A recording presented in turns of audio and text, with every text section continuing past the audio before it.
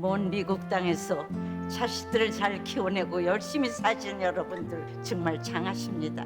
안녕하세요. 전원주입니다. 전쟁도 가난도 겪은 우리 세대는 참 눈물겨운 세월을 살았죠. 아메리칸 드림을 이루기까지 여러분들의 세월이야 어떠셨겠습니까? 건강 관련 프로그램에 출연하면서 요즘 제가 깨달은 건요, 양 한 방을 잘 결합하는 게 최고의 건강 관리라는 겁니다.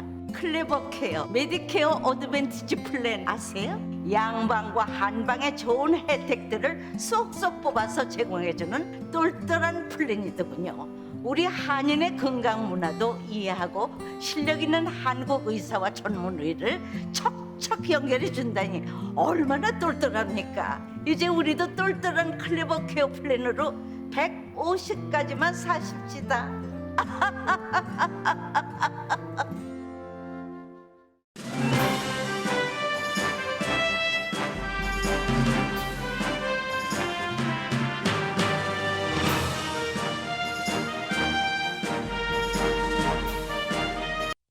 새봄 3월에는 여러분의 웃음이 활짝 피기를 라디오 서울이 응원합니다. 강혜신의 오늘의 미국.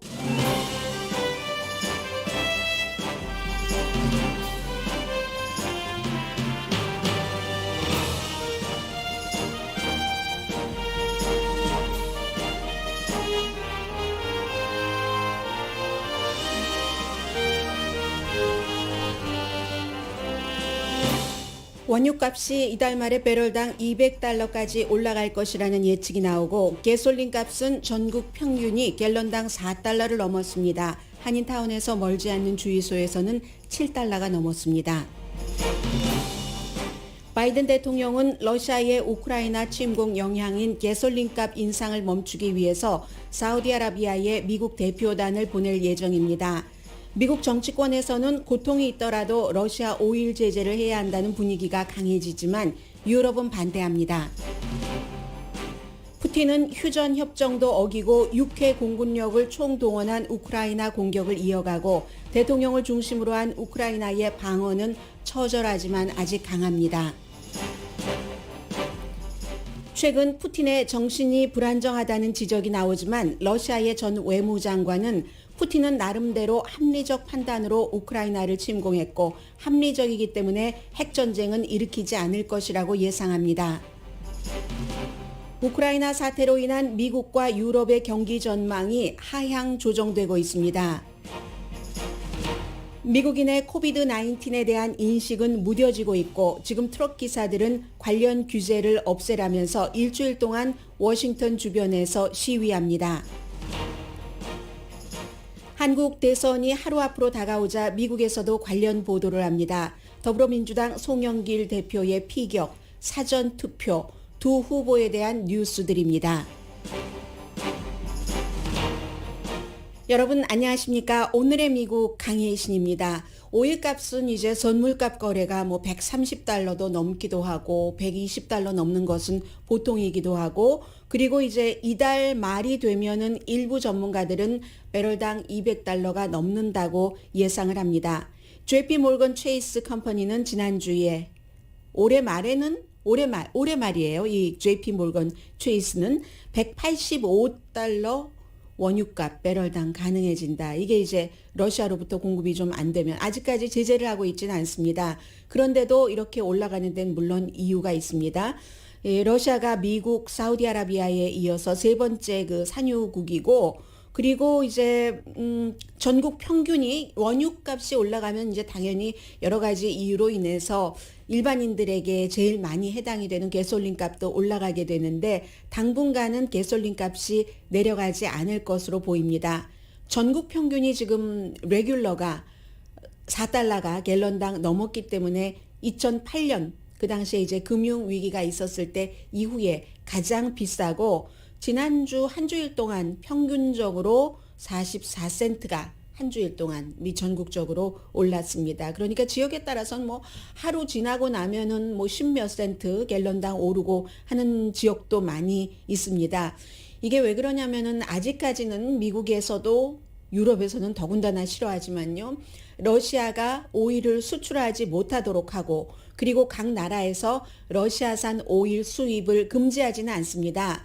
그런데 자발적으로 알아서 무슨 러시아의 그 오일 관련 회사 같은 곳에 대한 투자를 중단을 한다던가 웬만하면은 지금 가능하면 러시아산 오일이 아니라 다른 곳에서 지금 계약이 되지 않아서 또 그것도 바꿔치기 할 수 있으면 러시아산 원유를 피하려는 트레이더들도 그렇고 투자가들도 그렇고 쉬퍼들도 그렇고 재정 전문가들도 러시아 것은 지금 다 피하고 싶은 겁니다. 그렇기 때문에 아직까지는 오일 그 수출에 대해서 제재하지 않았어도 알아서 거래를 안 하거나 러시아와 거래를 피하거나 하기 때문에 그렇습니다.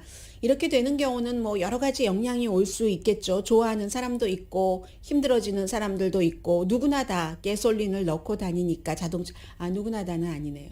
좋아하는 데가 바로 테슬라라든가 아니면 뭐 도요타는 하이브리드 전기 자동차 다 있으니까는요.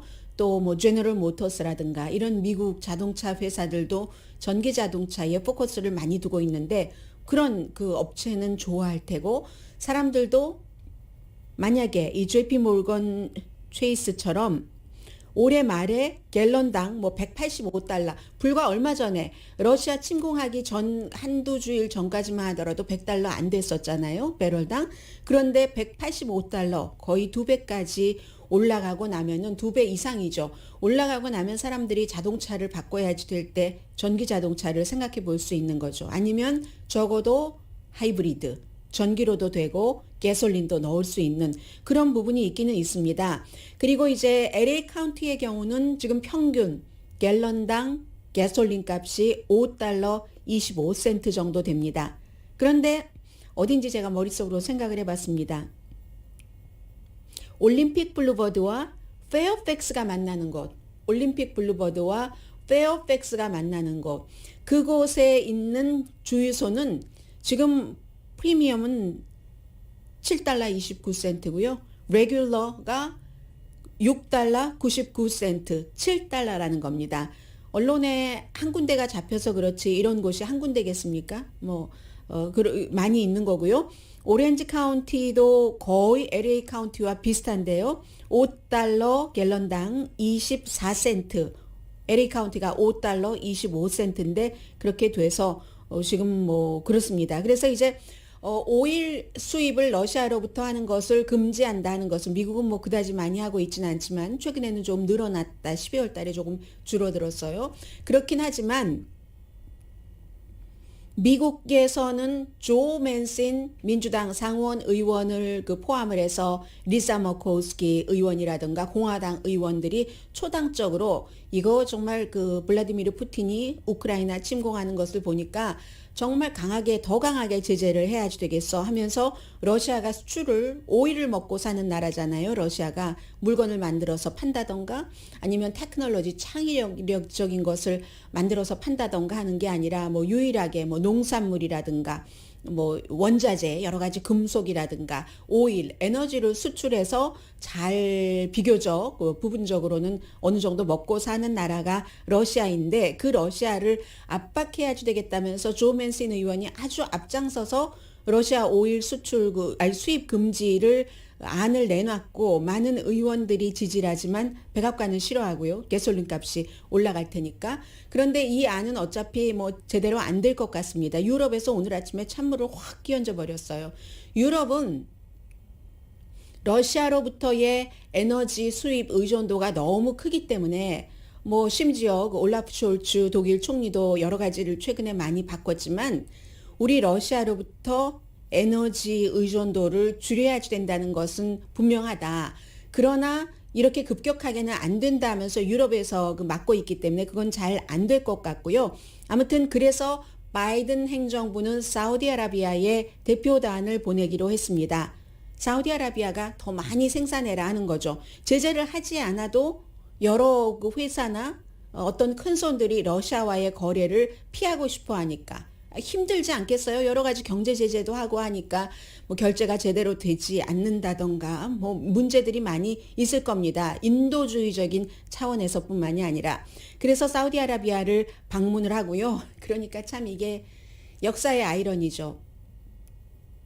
사우디아라비아의 지금 그 왕세자는 자말 카쇼기라는 미국 영주권자고 워싱턴 포스트 칼럼니스트를 살해를 한 그 주범으로 미국이나 세계가 다 알고 있는데, 그럼에도 불구하고 전에 그 트럼프 전 대통령은 아주 사이가 가까웠었죠. 자레드 쿠슈너라는 사위와 그 왕세자가 뭐 나이도 비슷하고 사막에서 텐트 치고 별 보면서 커피 마시고 이렇게 우정을 다졌다는 거잖아요. 사업 우정도 다졌겠죠, 물론.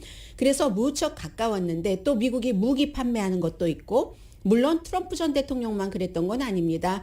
그 버락 오바마 전 대통령도 사우디 여러 번 방문했고요. 그건 이제 시리아라든가 예멘이라든가 주변 일들 때문에 해서, 그러나 바이든 대통령은 자말 카쇼기, 아니 그런 어디 그런 비인도적인 행위를 하는 인간이 있어, 말하자면 이런 식으로 굉장히 외면을 했거든요.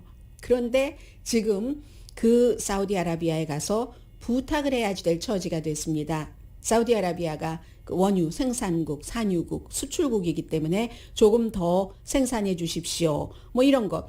그리고 베네수엘라에도 사람을 보냈습니다. 지금 블라디미르 푸틴의 우크라이나 침공을 지지하는 국가가 몇 군데 안 되잖아요. 중국이 다시 한번 러시아를 지지한다고 했고, 무슨 뭐 북한이라든가 시리아라든가 이런 나라들인데, 베네수엘라 뭐 이런 나라들인데, 베네수엘라에도 미국이 대표단을 보내서 조금 공식적으로 러시아 그 오일을 수입하는 것을 막지는 않는다 하더라도 어쨌든 다른 곳에서 많이 충당할 수 있도록 하는 지금 이런 일들을 하고 있습니다.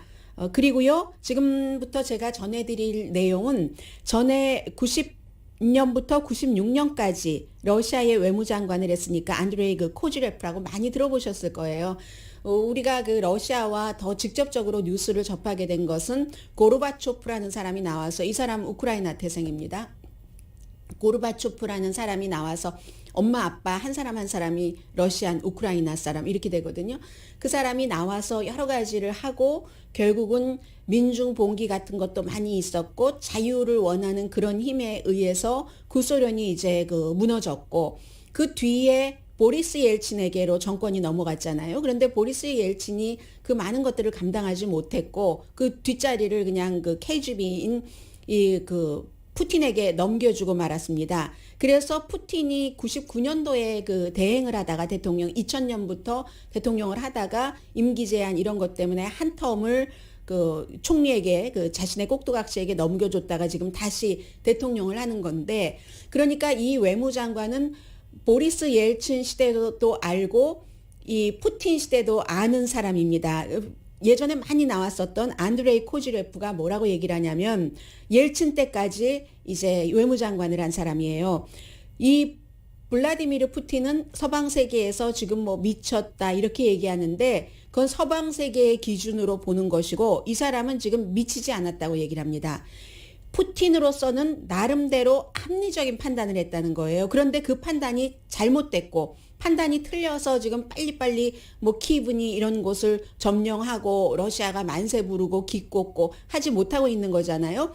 잘못된 판단이고 비도덕적인 판단이긴 하지만 푸틴으로서는 합리적인 판단이었다고 얘기를 합니다. 이 얘기를 왜 전해드리냐면, 핵전쟁 가능성을 우려하시는 분들이 많기 때문에 지금 전해드리는 겁니다. 이분은 넘버 원, 우크라이나의 컨디션, 국가로서의 거기에 대한 잘못된 판단. 넘버 투, 러시아 군대의 컨디션에 대한 잘못된 판단. 세 번째, 서구의 지정학적인 컨디션에 대한 잘못된 판단 해서 이 세 가지를 제목만 들어보시니까, 아, 그동안 뉴스에서 많이 들어왔던 거 여기 퍼즐이 맞춰주실 텐데, 지난 20년 동안 블라디미르 푸틴은 한 번도 우크라이나를 독립된 국가로 인정을 한 적이 없다는 겁니다. 구소련에 아주 많이 양보해서 구소련의 위성국 정도로, 이 사람이 KGB 출신이기 때문에 구소련이 망할 때 너무너무 5호 통제라 했었다는 거잖아요, 푸틴이. 그리고 그 마인드가 계속 남아있는 거죠. 해서 우크라이나는 30년 동안 크고 또 크고 민주주의의 물과 뿌리를 먹고 자라고 자랐는데 전 국가가 아니야. 이렇게. 그러니까 나치가 지배하는 국가 우리가 가면 해방군이라고 하면서 반길 것이다라고 잘못 판단했다는 겁니다. 미친 게 아니라. 넘버 2. 러시아 군대에 대해서는 지난 20년 동안 많이 현대화한 건 사실이지만 구소련 때보다 저도 이렇게 말씀을 드렸고요. 그런데 러시아의 전 외무장관이 볼 때는 그건 말로만 현대화다. 국방비 예산은 다 도둑맞아서 누가 사이프러스에 아주 막 너무너무 큰 요트를 사고 그리고 군 자문들은 그것을 보고를 안 했다는 겁니다. 무서우니까. 그리고 본인들도 다 그 부패에 연루돼 있는 사람들이 많으니까 잘못 보고했다가는 이 목숨이 달려 있는 거잖아요. 독재자이기 때문에. 독재자의 말이 곧 그 사람의 운명의 끝이 될 수도 있으니까 거짓말로 잘 되고 있습니다. 군의 현대화 잘 되고 있습니다. 이것을 보고 이분은 그 포템킨 군대다라고 얘기를 합니다.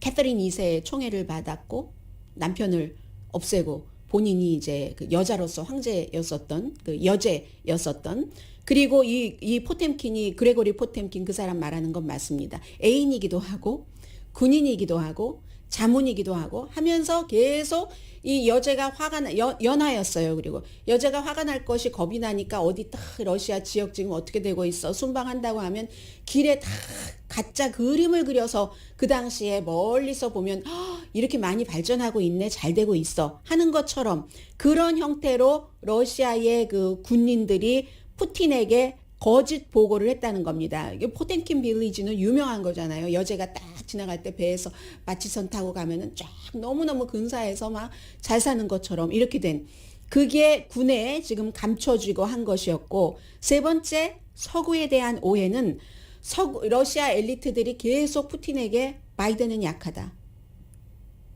바이든은 약하다. 유럽연합도 약하다. 2014년 크림반도를 점령했을 때 그거 약했잖아. 그거 봐라. 또 트럼프 전 대통령 시절에 더 많이 흔들어졌으니까 미국도 내부적으로 유럽연합과의 관계도 또 하나는 바이든 대통령이 아프가니스탄에서 군대를 철군하는 것을 보고 우크라이나쯤 우리가 먹어도 아무 짓도 안 하겠지라고 판단을 했다는 겁니다. 그러므로 인해서 이 사람이 생각하는 소련의 영광을 가져가겠다. 그러니까 이것은 비합리적인 판단이라기보다는 계산이 틀린 거라는 거예요. 비윤리적이고 계산이. 그렇기 때문에 그는 합리적이고 핵무기를 쓸 것인가. 지금 우크라이나의 여러 군데 핵시설을 포격했잖아요. 포격하고 두 군데는 지금 갖고 있고 하는데 이런 그 같은 합리적인 그 판단 이런 것으로 봐서는 본인 나름대로는 합리적으로 판단을 했다는 거예요. 잘못된 정보 등으로 인해서 의도적으로 핵무기를 쓰지는 않을 것이다. 서구를 향해서. 핵시설 주변에 지금 주변에 그 포격을 하는 것은 뭐 두 군데 포격은 했지만 어떠한 방사능이 흘러나왔다던가 하는 거는 없잖아요. 그것은 그의 합리성을 말하는 거다. 이거 가지고 위협을 하는데 위협을 하면서 북한에서 하는 것처럼 양보를 받아내기 위해서 미국으로부터 유럽으로부터 우크라이나로부터 봐. 나 이것도 할 수 있는 사람이야. 나 이런 사람이거든. 하면서 그런다. 그러니까는 결국은 안드레이 코즈레프 전 외무장관은 그렇기 때문에 서구는 양보하지 말아야지 되고 우크라이나 지원을 제한해서도 안 된다. 핵전쟁 위협 때문에. 푸틴은 미치지 않았다. 지금 이런 게 오늘 아침에 하나 눈에 띄고요. 그리고 또 영국의 한 장군도 영군 제독이네요. 왕립 해군의 뭐 제일 높은 사람이죠. 앤토니 데이비드 레다킨 제독도 러시아의 승리가 필연은 아닌 것처럼 보인다. 지금으로서는. 아직까지는 러시아가 군사적으로 이길 것이라고 보는 사람들이 많은데 지금 보니까 하루에 한 1000명 정도가 그야말로 러시아군이 떼죽음을 당하고 있고 하니까 굉장히 러시아가 생각했던 것보다 약하다. 그리고 이 같은 스케일의 전쟁을 2차 대전 이후에 해보지 않았다는 겁니다. 시리아의 어떤 지역에 시리아의 독재자를 돕기 위해서 러시아군이 가고 갔었을 때 한 도시에 갔기 때문에 이 정도의 스케일이 아니었다는 거죠. 뭐 지금 그래도 미사일 한 6,000발 정도 발사를 했고 학교 200군데 병원 적어도 34군데 포격당했습니다. 그리고 이제 휴전을 오늘도 세 번째 협정하고 목요일에는 우크라이나 외무장관과 러시아 외무장관이 터키에서 만난다고 하는데 그동안 휴전 협정으로 하고 길을 이제 사람들을 이제 대피하라고 터준다고 하는데 루트가 6개가 있는데 6개 가운데 4개의 루트가 러시아를 지금 지원하고 있는 벨라루스 쪽으로 향하는 거라는 겁니다. 나머지 2군데는 우크라이나 동쪽, 이것도 또 러시아 지역이잖아요. 그러니까 갈 곳이 없다. 러시아를 지지하는 사람만 대피할 수 있도록 하는 이런 형태이기 때문에 젤렌스키 우크라이나 대통령이 요즘 계속 비디오로 자신의 메시지를 전하고 있는데 신은 절대로 러시아를 블라디미르 푸틴을 용서하지 않을 것이다. 어제가 무슨 뭐 용서의 날 그런 날이었잖아요. 용서하지 않고 심판할 것이다 하면서 대통령이 그 한 가족을 키브 인근에서 젊은 엄마 아빠 아이들 둘 피난 가는데 숨졌잖아요. 결국은 러시아의 공격을 받아서. 이런 잔혹 행위를 한 모든 악당들을 우크라이나는 처벌하고 말 것이다. 이렇게 얘기를 하고 있습니다. 떠나려던 사람인데 탈출하려던 가족인데 가족 전체를 얼마나 많은 이런 케이스가 있을까? 우크라이나에서 얼마나 많은 우크라이나 사람들이 숨져야지 됩니까? 우리는 용서하지 않습니다. 잊지 않을 겁니다. 이 잔혹한 전쟁 범죄에 가담한 모든 인간들을 벌 줄 겁니다. 신도 용서하지 않을 겁니다. 오늘도 내일도 결코 용서하지 않을 겁니다. 지금 이런 얘기를 했습니다. 해서 오늘 있는 뭐 협상 또 목요일에 있는 외무장관들끼리의 회담 이런 것과 연관해서 이제 러시아 내부에서 굉장히 그 시위가 강해지고 있기 때문에 푸틴의 승리는 이제는 우크라이나나 외부에만 달린 게 아니라 러시아 내부에서의 움직임도 푸틴이 일으킨 이번 전쟁에 중요한 역할을 미칠 수 있을 것 같습니다. 그런데 그 사이에 외부에서는 전쟁의 끝과 누가 승리할까에 많이 포커스를 두지만 또 나의 생활과 연관된 여러 가지 오일값 등등. 그렇지만 우크라이나 내부에서는 지금 물도 없죠. 밥도 없죠. 사람들 피난 다니는 거 보면은 완전히 위에는 다리는 다 폭파되고 아래 뭐 방공호 같은 데 숨었는데 나오려면 한 사람 한 사람 또 물을 건너야지 되고 이만저만한 피난 행렬이 아니라는 것은 정말 텔레비전을 보시는 분들은 다 너무 잘 아시니까는요.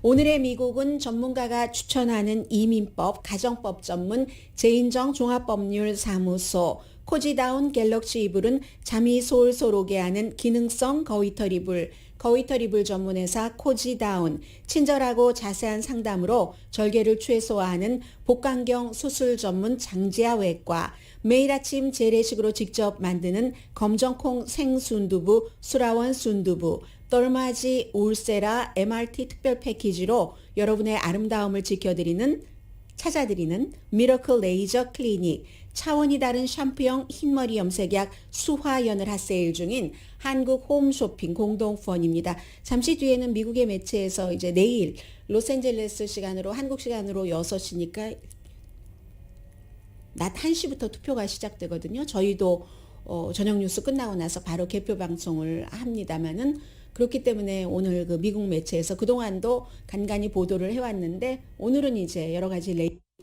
레이티스트들을 보도를 하고 있습니다. 잠시 뒤에 전해드립니다.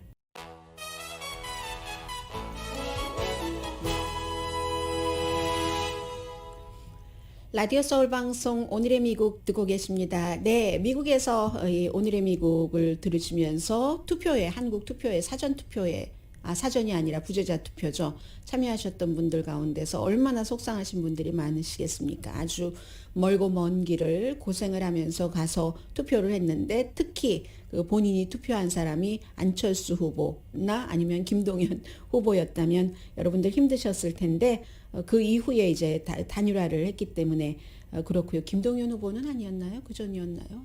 아닌 것 같은데 그 부분은 잘 지금 날짜가 매치가 안 되고 머릿속에서 안철수 후보 같은 경우는 분명히 여러분들 투표를 하셨는데 단일화를 해버렸기 때문에 그렇고 지금 어제 그 더불어민주당의 송영길 대표가 그 이재명 후보 그 선거 캠페인 하는데 그 신촌 쪽에서 어떤 나이 드신 분들 유튜버라고 하죠. 70세이신 유튜버로부터 제가 한국에서 처음에 볼 때는 망치로 막 두드려 맞았다 머리를 이렇게 봤거든요.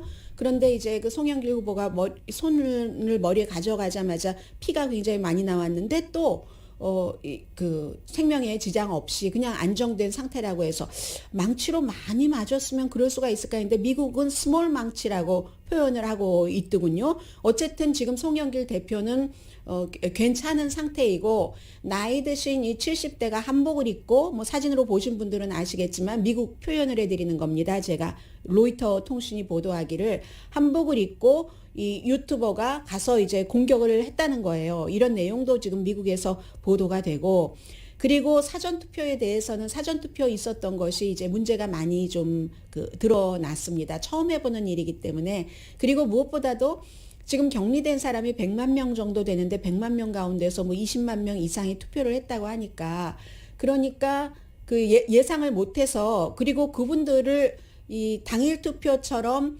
시간을 당일 투표는 6시 이후에 확진자들이 투표를 할 수 있도록 딱 구분을 했는데 사전 투표는 그렇지 않았기 때문에 이 사람들이 같은 투표통에 넣고 만지고 이 투표용지를 그럴 수 없으니까 뭐 다른 곳에서 봉지 같은 데다가 걷어가기도 하고 양동이에다가 걷어가기도 하고 그러니까 그 선거관리위원회에서 거기에 따른 어떤 그 규칙 같은 것도 정확하게 해놓지 않은 겁니다. 그러니까 어떤 확진자는 또 미리 가서 기다렸어야지 됐고 추운데 졸도한 사람도 있다고 하고 이 로이터 통신의 보도입니다. 그래서 이제 어떤 그 투표자들 같은 경우 아니 내가 저 비닐봉지에 내 투표를 넣으면 저게 계산이 되는 거야? 저게 투표함으로 들어가는 거야? 하고 걱정하고 의심을 할 수가 있겠죠. 지금 이게 한국에서 문제가 되고 있다는 이런 것. 그리고 항상 누군가 투표를 할 때는 한국도 그렇고 미국도 그렇고 양당 내지는 뭐 어떠한 형태로 그 감시단, 업저버가 있어야지 되잖아요. 업저버도 없었다고 하고 그냥 비닐봉지에 그 투표용지를 가져갔다고 하니까 준비 부족이겠죠. 기본적으로 이것이 이런 일을 해보지도 않았고 하니까 이런 내용들이 지금 보도되고 있고요.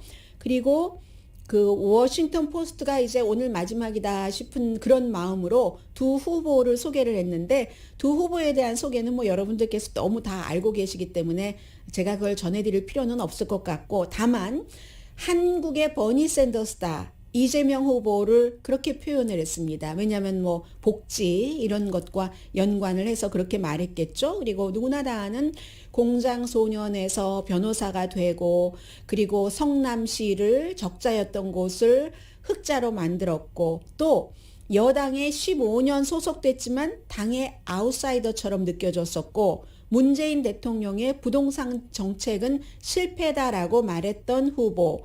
그런데 외교 정책에 있어서는 문재인 대통령과 같다라고 표현을 했습니다. 북한을 포용하는 것, 뭐 미국 중국과 다 잘 지내야지 된다는 것, 뭐 이런 얘기요. 그리고 윤석열 후보는 터프한 검사 출신이다라고 타이틀을 달았습니다. 버니 샌더스와 같은 한국의 버니 샌더스인 이재명 후보, 터프한 검사 윤석열 후보 이렇게 얘기를 했습니다. 부패 척결 검사. 뭐 여러분들께서 다 알고 계시는 것처럼 무슨 뭐 조국 수사, 뭐 박근혜 대통령 이런 것들이요. 말 실수도 잦았고 정치 초년생이지만 어떤 때는 텔레프롬프터가 나가면 2분 동안 가만히 있었던 적도 있다면서요. 저는 그 부분은 못 봤는데 그런 장면도 있을 정도지만 안철수 후보와 단일화한 것은 이것은 아주 큰 것이다라고 얘기를 합니다. 이 부분은 모든 매체가 다 그렇게 말을 하고 있어요. 그 이코노미스트도 안철수 후보의 표가 조금만 윤석열 후보에게 가더라도 이거는 대단한 그 결과를 가져올 것이라고 얘기를 하고 있는데 아무튼 만약에 터프한 검사 윤석열 후보가 이긴다면 동북아시아에서의 역할 같은 것을 굉장히 강조를 했었고요. 미국과 뭐 잘 지내야지 된다고 하고 일본과도 잘 지내야지 된다고 하고 중국과 북한에 대한 접근은 이재명 후보나 문재인 대통령과는 좀 다르다고 하고 쿼드에 대해서는 잘 해야지 된다. 이건 이재명 후보도 그렇게 얘기를 했어요. 그러면서도 공식적으로 이 쿼드, 미국, 호주, 인도, 일본 여기에 가입하느냐 마느냐에 대한 공식적인 입장은 얘기하지 않는다고 했고요. 페미니스트냐 이렇게 물어봤을 때 왜냐하면 지금 그 국민의힘이 20대 남자를 겨냥해서 막 그런 것을 여자에게 우리가 손해보고 있다, 역차별 당한다 하고 있으니까요. 그러니까 또 여성들은 이거 큰일 났네, 안철수 후보마저 저러니까 하면서 또 뭐 민주당을 지원한다고도 하고, 페미니스트냐 하고 기자들이 물어보면 페미니스트라는 그 페미니즘이라는 게 굉장히 광범위하기 때문에, 예를 들어서 색깔이 여러 가지니까 인본주의, 그리고 기본적으로 성차별과 불평등은 없어야지 된다, 이런 인식이 페미니즘이라면 나는, 그리고 현실적으로 고쳐야지 되고, 나는 그런 페미니스트다라고 얘기를 한다는, 지금 그 정도를 보도를 했고요. 한국에서 이제 마음을 결정하지 못하신 분들이, 이제 마지막 분들이 이런 것들을 보고, 글쎄요, 어차피 워싱턴 포스트이기 때문에 한국에 얼마나 영향을 미칠지는 모르겠습니다만은, 후보는 좋은데 당이 싫다, 당은 좋은데 후보가 싫다, 이게 지금 한국의 마음을 결정하지 못한 분의 딜레마인 것 같고, 그와 연관돼서 미국에서도 이런 딜레마를 겪고 있는 사람이 있습니다. 윌리엄 바 법무장관이 내일 본인의 책이 나오니까 one damn thing after another, 계속 아주 정말 이상한 일들이, 좋지 않은 일들이 계속 이어졌다. 이게 이제 트럼프 전 행정부 때에 본인이 이제 법무장관으로 있을 때에 그런 것을 얘기를 하는데, 이 책을 홍보하려고 여기저기 인터뷰를 많이 하고 있거든요. 윌리엄 바 전 법무장관이 뭐라고 얘기를 하냐면은, 지금까지 말해왔던 것, 이 2024년도 대선에서 공화당은 트럼프에 집중하지 말고 다른 젊은 후보를 뽑아야지 된다, 계속 그렇게 얘기를 하잖아요. 그런데 어제 그 MBC의 인터뷰를 하면서 뭐라고 얘기를 했냐면, 그런데 만약에 2024년도에 트럼프가 후보가 된다면 어떡하겠는가? 이게 후보는 싫지만 당은 공화당이다, 이것과 마찬가지잖아요. 그랬더니 민주당의 진보 아젠다가 너무나 국가에 위험하기 때문에 누가 되더라도 공화당 후보를 뽑는다. 그렇지만 지금부터 이 미국은 3년 남았기 때문에 3년 뒤에 어떤 일이 일어날지 예측하기 힘들고, 지금으로서는 내가 공화당 후보에게 투표하지 않는다는 게 상상하기 힘들다 하면서도 또다시 얘기를 합니다. 트럼프가 아닌 다른 사람이 공화당의 후보가 돼야지 된다. 이렇게 해서 이제 트럼프 전 대통령이 막 그 사람 일도 없고 무능하고, 내가 사람들을 아주 잘 뽑아서 훌륭한 행정부를 갖고 왔는데 말이야, 그 유일하게 그 사람을 잘못 뽑았어, 능력도 별로고 아주 느릿느릿하고 뭐 이렇게 얘기를 하는데, 그런데 트럼프 전 대통령이 뽑아서 했었던 사람 가운데 첫 번째 국무장관도 바보야 라고 트럼프 전 대통령에게 얘기했었고, 그리고 제임스 마티스 국방장관도 그렇게 나갔고, 비서실장도 그렇게 나갔고, 또 누가 있었죠? 국무장관, 국방장관. 이 윌리엄 바 이전에 제프 세션스 법무장관도 마찬가지였었잖아요. 거의 다 그렇게 안 좋게 헤어졌는데요. 좋게 헤어진 사람은 없는데, 어쨌든 트럼프 전 대통령은 그렇게 말했고, 그리고 그 윌리엄 바의 경우는 3년이라는 세월이 있지만, 지금 혹시라도 한국에서 이 방송을 듣고 계신 분들이 계시다면 한 28시간 정도밖에 안 남았기 때문에 딜레마고요. 이 트럼프 전 대통령 얘기가 나왔으니까 하나 말씀 안 드리려다가 드리면은, 트럼프 전 대통령이 요즘 계속 무슨 기금 모금 이런 연설 같은 것은 하고 다니거든요. 주말에는 농담 삼아 한 얘기예요. 무슨 그 얘기는 농담 아니고요. 북한은 정말 좋아, 터프하고 막, 전에도 나왔었던 얘기입니다. 회담할 때 사람들이 김정은 앞에서 막 꼼짝 못해, 내 앞에서도 사람들이 좀 그랬으면 좋겠어, 그건 진심일 수도 있고, 그런 말 하면서 지금 우크라이나 침공에 대해서 말을 조금씩 바꿨잖아요. 트럼프 전 대통령이 푸틴 완벽한 엄호해서 그 뒤에 이 침공은 나쁜 거야, 그런데 푸틴은 욕하지 않고 바이든이 약하니까 이렇게 됐지 했는데, 이번엔 또 뭐라고 얘기하냐면, 이게 트럼프 전 대통령 스타일인 거죠. 미국 전투기에다가 그 F-22 전투기에다가 중국 기를 달고 미국이 아닌 것처럼 하고는 막 그 침공을 하고 러시아를 막 공격을 하고 나서, 우리가 안 했어, 중국이 했어 하고 뒷짐지고 앉아서 구경만 하면 된다는 거예요. 그러니까 물론 다 농담인 줄 알죠. 거기에 모인 사람들도 농담인 줄 알고 웃었지만, 이게 대통령이 할 얘기는 아니죠. 그리고 민주사회에서 할 얘기는 아니죠. 지금 푸틴에 대한 반감이라든가 어떻게 저런 사람이 있을 수가 있어. 저건 막아야 되는 거 아니야. 저 한 사람이 지금 세계를 나쁘게 흔들고 있잖아. 라고 얘기하는 주장이 있지만 그럼에도 불구하고 미국이라는 국가에서 린지 그레이엄 연방 상원 의원이 러시아에서 누군가 푸틴을 암살해야 된다. 이런 말을 한 것을 적절하지 않다고 얘기를 합니다. 물론 그 사람은 농담으로 한 얘기는 아니에요.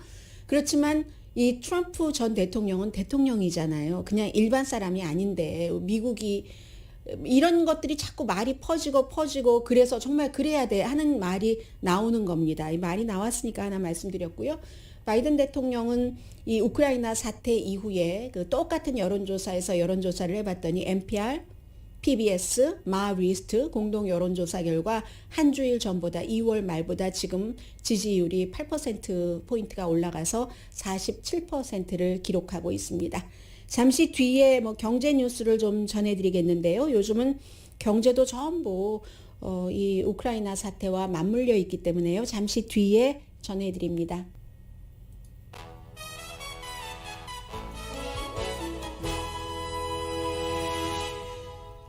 라디오 서울 방송 오늘의 미국 듣고 계십니다. 틱톡 있죠?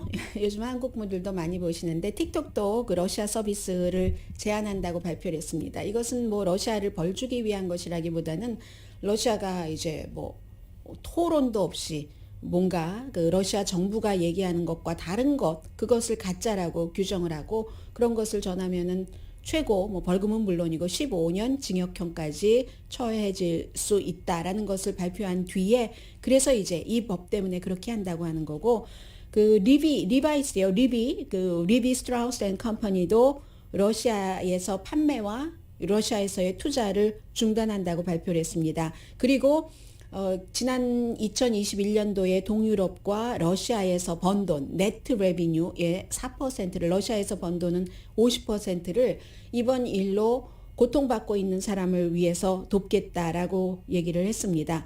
그리고 이제 뭐 지인을 그곳에서 안 파는 것뿐만이 아니라 그런 사업체가 그 국가, 그 도시에 들어가면은 여러 가지 그 뭐 투자를 해서 경제가 활성화되는 효력이 있잖아요. 그런 것들도 전혀 하지 않고 우크라이나를 지원하겠다. 그리고 뭐 직원 가운데서도 우크라이나에 어떠한 그 기부를 하거나 하는 사람들이 있으면 회사에서 매칭 펀드를 그 해준다고 하고요. 요즘 뭐 우크라이나 뭐 도네이션 하고 그 구글에 찍어보면은 어떤 형태로든 그 도네이션을 할 수 있는 방법이 무척 많이 나오고 있습니다. 국제유도협회가 블라디미르 푸틴의 명예 타이틀을 박탈했네요. 명예회장과 명예대사잖아요. 그런 일이 있고 경제에 대해서 말씀드리자면은 2022년 올해의 경제 성장이 지금으로선 사실 알 수 없습니다. 왜냐하면 프랑스의 임마누엘 마크롱 대통령도 외교는 열려 있다고 하고 미국도 아직 그 외교는 열려 있다고 하니까 또 푸틴이 마음을 어떻게 바꾸면 뭐 젤렌스키 대통령으로서는 뭘 좀 양보하더라도 이 국민이 숨져 나가는 것을 막고 싶은 것이 너무나 당연한 그런 그의 판단일 테고 해서 이 전쟁이 어디까지 갈지는 모르겠으나 서구에서는 이것을 그냥 이대로 푸틴 뜻대로는 해주면은 안 된다는 걸 아는 거죠. 굉장히 나이브하게 대했다가는 그 뒤에 계속 여기 연결된다 하니까 스웨덴 같은 중립국에서도 무기를 보내고 뭐 핀란드 이런 나라들 독일 같은 나라 독일뿐만이 아니라 지금 많은 나라들이 자신들이 만약에 그 유로존이라든가 나토에 대해서 좀 걸끄러운 감정을 갖고 있었다든지 하면은 더 가까이 같이 뭉쳐야지 산다. 우크라이나가 미처 여기에 가입되지 못했기 때문에 이렇게 그 미국에서 지상군도 못 보내고 하는 것 아니냐 하는데 할 수 있는 모든 것은 지금 다 하고 있는 것 같습니다. 미국이 F-16 전투기를 직접 우크라이나에 주고 싶어 했는데 그런데 폴란드에서는 자국에서 만드는 뭐 미국이 같은 것을 주고 대신 미국의 F-16기를 폴란드가 그 공백을 메우고 하는 것을 원했거든요. 그래서 지금 그렇게 되는 것 같고 우크라이나 침공 이후에 유럽연합과 나토 미국이 그 미사일 굉장히 많이 보냈거든요. 지금 그런 형태로 돼 있고 그런데 경제가 이 전쟁 때문에 오래 지속되면 지속될수록 세계가 다 지금 영향을 받고 있잖아요. 예를 들면 심지어 몽골 같은 국가는 거의 모든 물건을 중국 아니면은 러시아에서 수입해 가는데 수입이 안 돼서 러시아로부터도 수입 안 되고 중국으로부터도 수입이 안 되고 해서 얼마나 비싼지 모든 물가가 다 비싸서 휴지가요. 두루마리 휴지가 한 팩이 아니라 한 개. 동그란 거 한 개. 그 한 개에 막 6달러 한다고 하거든요.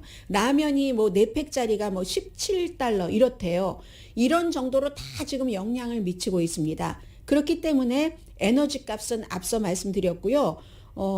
JP 몰건이 2018년도에 예상했었던 것보다 세계의 경제 성장을 이대로 가면은 올해 0.8% 줄어들 것이다. 이게 결국은 2월 24일에 전쟁이 지난주 수요일에 시작됐으니까 열흘 만에 이런 전망을 나오는 겁니다. 미국 경제 성장도 0.1% 줄어들고 그럼 전체적으로 0.8%인데 미국이 0.1% 원래 예상했던 것보다 줄어든다면 나머지는 다른 나라도 있고 유럽이 굉장히 영향을 많이 받죠. 러시아와의 거래가 많기 때문에 골드만삭스도 미국 성장이 이 우크라이나 침공으로 인해서 0.2% 방해받을 것이다. 식품값도 올라갈 것이다. 이게 다 에너지와 연관이 되고 하니까요. 그런데 지금으로서는 컨디션은 불확실하다 하고 말씀을 드리고요. 이 상황에서도 이제는 주말에 여러분들 교회에 가셔서도 편하셨습니까?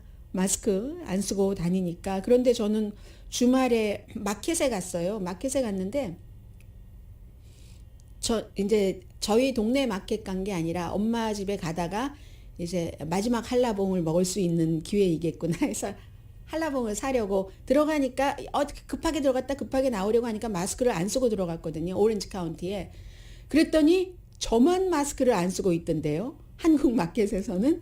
그런데 지금 굉장히 많은 사람들이 트럭 기사들이 워싱턴 DC에 모였습니다. 뭐를 더 철회해라. 이런 뭐 규제를 더 철회해라 하면서 뭐 자동차에 성조기 같은 것 달고 한 주일 내내 워싱턴 주변을 빙빙 돈답니다. 그러니까 그쪽에 트래픽은 굉장히 심하겠죠. 미국에서 존스 홉킨스의 발표에 따르면 95만 8천 명 정도가 이 코비드 19으로 숨졌습니다.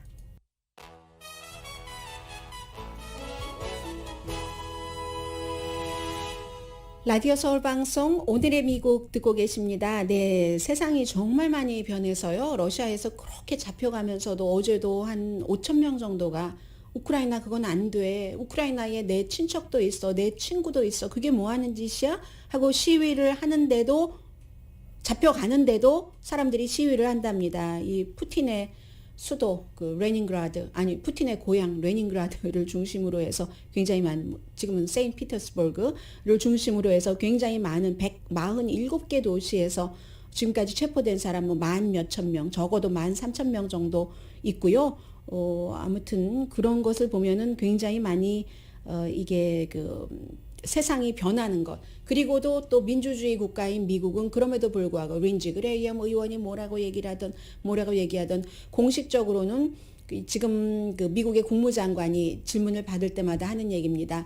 미국은 러시아의 정권 교체를 하는데 어떠한 역할이나 개입 같은 거나 이런 거는 절대로 안 한다. 미국은 무슨 그럴 수가 없다. 러시아의 운명은 러시아의 지도자는 러시아 국민들이 결정을 할 것이다. 지금 이런 얘기를 하고 있고요. 그리고 그렇게 되면은 항상 문제가 더 커진다는 거죠. 뭐 예를 들어서 누가 막 강하게 누구를 막 압박하고 해서 누군가가 그 압박하는 그 사람을 확 때려줘요. 때려주고 나면은 그 압박하는 사람은 또 다른 무기를 갖고 있기 때문에 더 잠깐 시원했지만 더 다른 부작용이 나오기 때문에 어떠한 무슨 뭐 좀 계산을 해서 기술적으로 어떻게 해볼까 하는 그러한 지도력 제거는 절대로 생각하고 있지 않다는 걸 말하고 있고요. 오늘의 미국은 전문가가 추천하는 이민법 가정법 전문 재인정 종합법률사무소 코지다운 갤럭시 이불은 잠이 솔솔 오게 하는 기능성 거위털 이불 전문회사 코지다운 친절하고 자세한 상담으로 절개를 최소화하는 복강경 수술 전문 장지아 외과 매일 아침 재래식으로 직접 만드는 검정콩 생순두부 수라원 순두부 덜마지 울세라 MRT 특별 패키지로 여러분의 아름다움을 찾아드리는 미러클 레이저 클리닉 차원이 다른 샴푸형 흰머리 염색약 수화연을 핫세일 중인 한국 홈쇼핑 공동후원이었습니다. 10시에 좋은 아침, 좋은 하루 방송됩니다. 새벽에 출근하면서 25년 동안을 감옥에서 있었던 분이 나와서 하는 얘기를 들었습니다. 본인도 뭐 억울한 여러 가지 면이 있었던 분인데 아침에 일어나서 엄마와 같이 커피를 마시는 거, 그 조이, 이렇게 얘기를 하더군요. 걸을 수 있는 것, 집 주변을. 강희신이었습니다.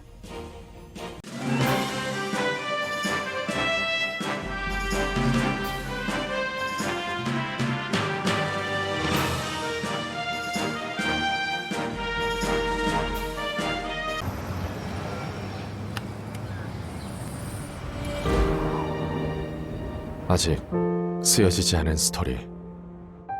그 스토리를 완성하기 위해서는 새로운 아이디어를 찾아 움직여야 합니다. 우리의 움직임, 그것은 차세대 전동화 차량을 만드는 것입니다. 당신의 새로운 영감을 찾아서